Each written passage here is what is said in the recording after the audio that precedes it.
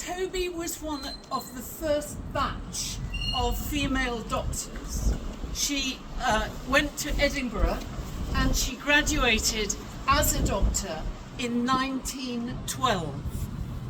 Now, from 1912, you do medical process is that you do a number of sort of small jobs and house jobs in various areas of medicine.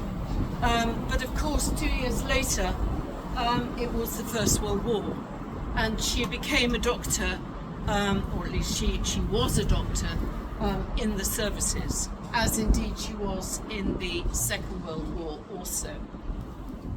But when the war over, in 1919, she needed a job. She decided she wanted to become a GP, and she applied both to Cambridge and to Oxford, and it was Oxford that she chose. So she came here in 1919, but not to this particular house. She came first of all to a practice at 5 Holywell, so not very far away, and there she began to establish herself. But just imagine, if you will, coming here in 1919, she was unmarried, she was female, she was young, she was coming to a completely male-dominated profession. And it must have been very hard for her as a female in a male profession. 29 years before the NHS was established. However, that's what she did. And I'd like to move forward to 1926, which was a huge year for Isabelle, for Toby. Because at the beginning of the year, she was invited by Dr. Collier to become part of a committee or at least a discussion, first of all, to discuss the whole idea of family planning in Oxford, which everyone knew was going to be hugely unpopular. I need to explain why. Why was it so important? Well, I can turn to a leaflet that Toby wrote about that time. Oxford in 1926 had huge areas of poverty, and I mean real poverty. The houses were very small, they were cramped, they were absolutely overrun with people. And Toby, I'd like to use one of the examples that Toby cites. This is a Mrs. D, who at the age of 33 had had 11 pregnancies. 6 of them, the babies had died.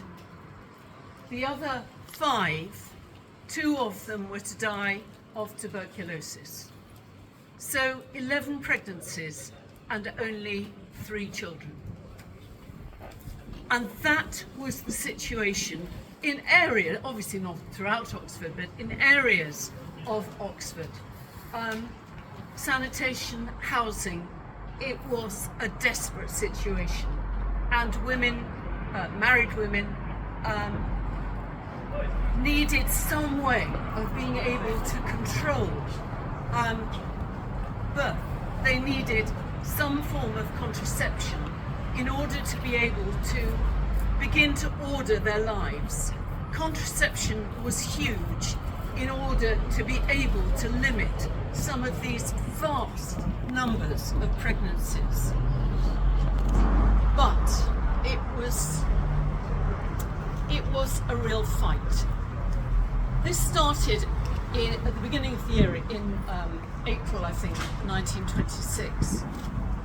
But by the end of the year, the Birth Control Council had been established, and Toby Isabelle was one of the 2 doctors who started the clinic completely voluntarily.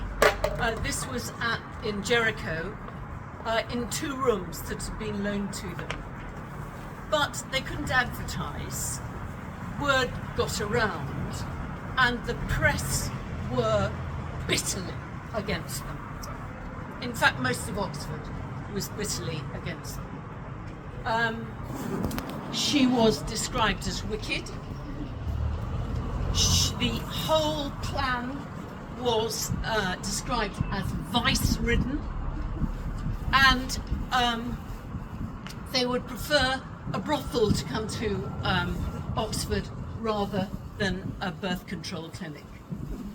So you can imagine, again, a young doctor, female, up against all this.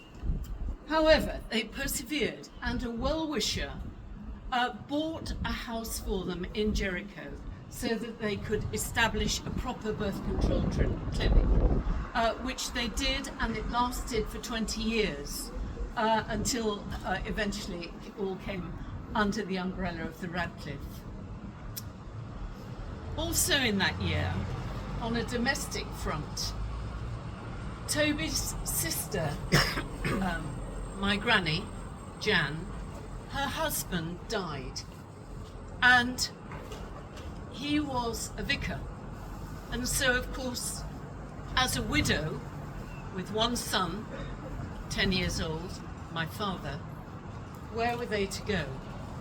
Well, there was only one place they could go, and they came to Toby.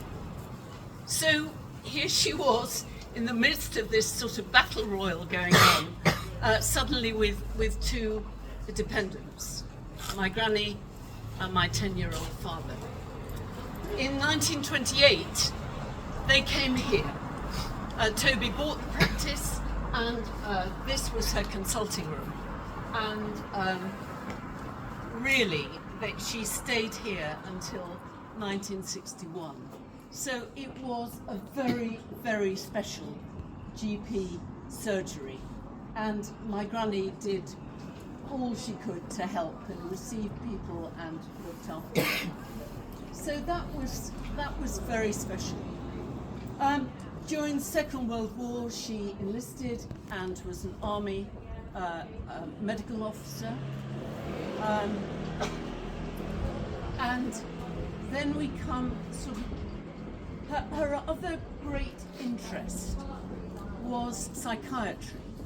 At a time where mental health really, people didn't understand it very, very deeply, certainly not like they do today. And she became involved in supporting the Warnford and Park hospitals, which for mental health, which I think were private.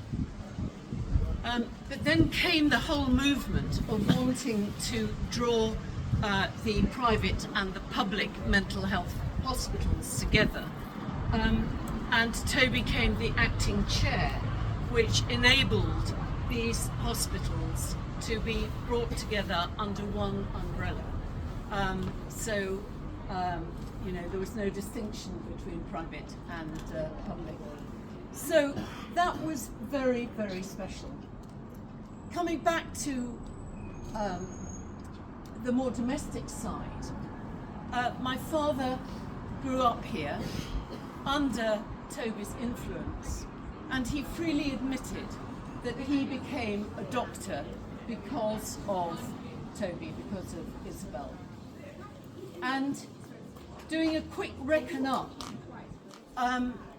after my father, direct relatives from Toby, we have got 8 doctors and 1 nurse. And that's quite a legacy from her influence. She was very, very special. and never actually wanted to talk about herself. I think my two brothers and sister and I would all say that Granny was the person for cuddles. Toby, I played Pelmanism with.